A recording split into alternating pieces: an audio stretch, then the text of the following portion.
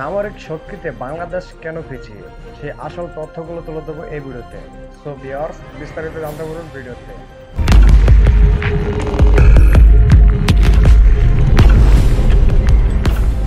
একটা সময় ছিল যখন সন্ধ্যা নামতেই একটা প্রজন্ম ছাদে উঠে যেত। ঢাকার বাতাসে তখন ধুলোর চাইতে বেশি ছিল স্বপ্ন, আর আকাশটা ছিল এক বিশাল ক্যানভাস। ছোট আমরা আকাশে তাকিয়ে থাকতাম যদি হঠাৎ কোনো আলো দিগন্ত ছুঁয়ে যায়, কোনো উড়ন্ত যন্ত্র যদি কানের পাশে হু হু শব্দ করে চলে যেত, তখন আমরা ছুটে যেতাম মায়ের কাছে। মা, যুদ্ধ বিমান গেছে। মা রান্নাঘর থেকে ফিরতেন, হাতে কাঁচামরিচের গন্ধ, গায়ে শাড়ির ছাপ। তিনি হাসতেন, বলতেন, না বাবা, ওটা বিমান, যাত্রীরা যাচ্ছে দূর দেশে। আমরা বিস্ময়ের দৃষ্টি মেলে আবার ছাদে ফিরে আসতাম। আকাশের দিকে তাকিয়ে ভাবতাম, সেই যুদ্ধ বিমান কেমন হয়, কারা চালায় ওগুলো, আমাদের কেন নেই এমন কিছু। আজ সেই ছোট্ট ছেলেটা, সে এখন বড় হয়েছে, তার হাত ভর্তি দায়িত্ব, কাঁধে নাগরিকত্ব। সে এখন জানে যুদ্ধবিমান কি, প্রতিরক্ষা কি, রাষ্ট্র কি। কিন্তু আজকের চারপাশটা যেন পাল্টে গেছে। কোথা থেকে কেউ যেন এসে বলছে, তোমার স্বপ্ন বড় বেশি, তোমাদের দেশ অতটা বড় না, তোমরা তা পারবে না। এই অদৃশ্য কণ্ঠ যেন চারদিক থেকে আমাদের গলায় দড়ি বেঁধে রেখেছে, যেন রাষ্ট্রের প্রত্যেকটি স্বপ্নপথে এক অদৃশ্য বেড়া।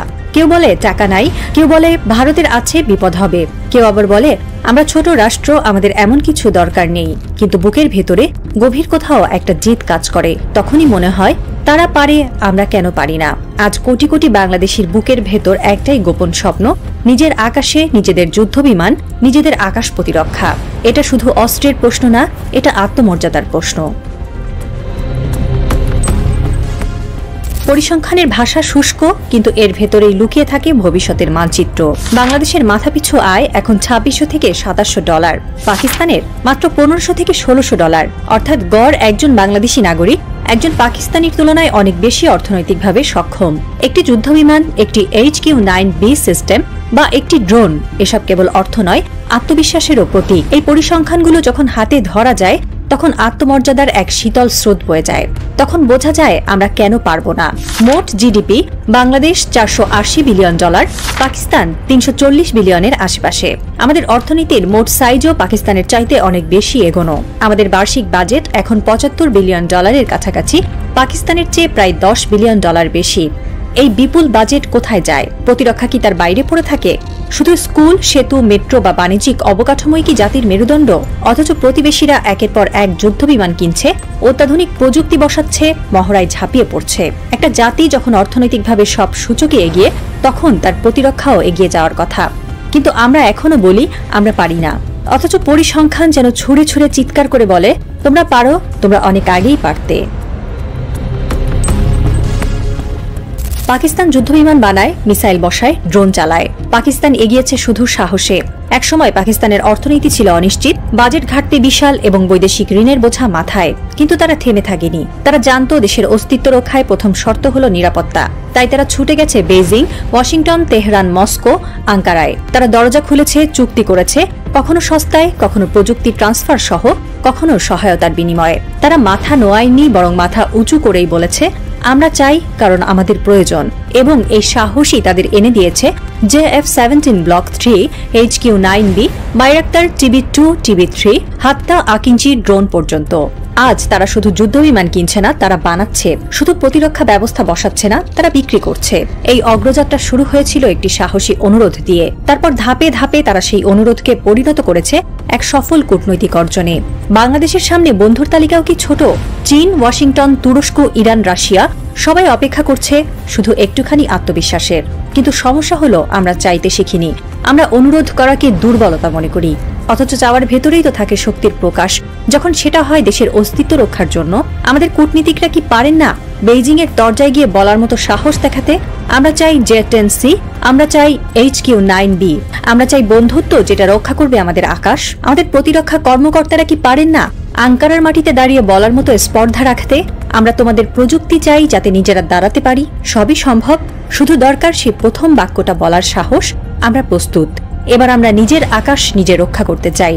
এই গল্পটা তাই শুধু পাকিস্তানের না, এই গল্পটা যে কোনো রাষ্ট্রের, যে রাষ্ট্র সাহস করে বলে আমার প্রয়োজন আছে, আমি পিছিয়ে থাকবো না। এবং ইতিহাস বলে যারা সাহস দেখায় বিশ্ব তাদের পাশে দাঁড়ায়। পাকিস্তান তার প্রমাণ, কিন্তু বাংলাদেশ তার চেয়ে বড় উদাহরণ হতে পারে যদি কূটনীতি আর প্রয়োজন একসাথে হাঁটে। এই ভয়ের প্রাচীর কোনো ইট পাথরের না, এটা একটা মানসিক বেড়া যা তৈরি করেছে কিছু সুবিধাবাদী রাজনীতিবিদ, আমলা এবং তথাকথিত বিশেষজ্ঞ। তারা বলে ভারতের দুঃখ করলে সমস্যা হবে, তারা বলে আমরা ছোট দেশ, বড় অস্ত্র আমাদের দরকার নেই। কিন্তু তারা ভুলে যায় এই দেশের জনগণ বড় স্বপ্ন দেখতে জানে। তারা জানে কিভাবে এক সময়ে শূন্য হাতে যুদ্ধ করতে হয়। HQ-9B সিস্টেম বা J-10C কেনা আমাদের কল্পনার বাইরে নয়, বরং কেবল রাজনৈতিক অক্ষমতার ফলেই এগুলো আসছে না। এই ভয়ের দেয়াল আসলে শত্রুর তৈরি নয়, আমাদের ভেতরের কিছু লোকের তৈরি, যারা বিশ্বাস করে না যে বাংলাদেশ কখনো আকাশ ছুঁতে পারে। আমাদের জাতিগত আত্মবিশ্বাস যেন দীর্ঘদিন ধরেই ক্লোরোফর্ম দিয়ে ঘুম পড়ানো। যারা বলে স্বাধীন দেশ হিসেবে আমাদের সীমিত সামর্থ্য, তারা হয়তো ভুলে গেছেন 1971 সালে এই দেশ স্বাধীন হয়েছিল অস্ত্র হাতে নিয়েই। আজ সেই দেশের বাজেট বিশাল, অর্থনীতি দ্রুত বাড়ছে, কিন্তু চেতনার খাঁচা যেন আগের চেয়েও ছোট। যখন একজন শিশু চোখ মেলে আকাশে চায়, তার চোখে শুধু পাখি নয়, থাকে স্বাধীনতার ছবি। কিন্তু রাষ্ট্র যদি সেই চাহনি মাটি চাপা দিয়ে রাখে, তাহলে জাতির ভবিষ্যৎ অন্ধকারে ডুবে যায়। আমরা যে দেশে রক্ত দিয়ে স্বাধীনতা এনেছি, সেই দেশ আজ সাহস দেখাতে ভয় পায়। এটা আত্মঘাতী, এটা আত্মবিশ্বাসের গণহত্যা।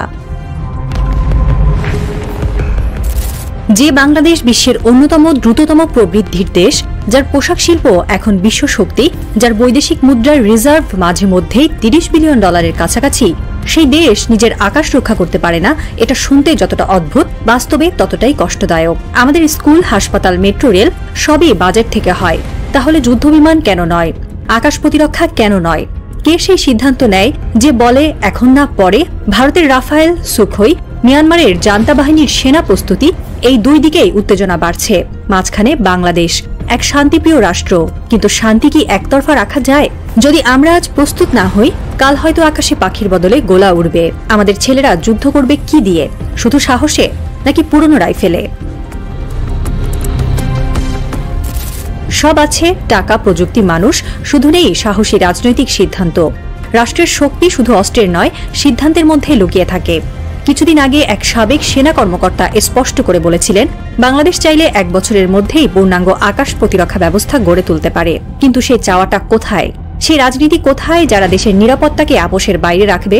আমরা আজ এক অদ্ভুত ক্রস রোডে দাঁড়িয়ে। একটি রাস্তায় আছে সাহস, আত্মমর্যাদার স্বাধীনতা, অন্য রাস্তায় আছে ভয়, আপোষ এবং নির্ভরতা।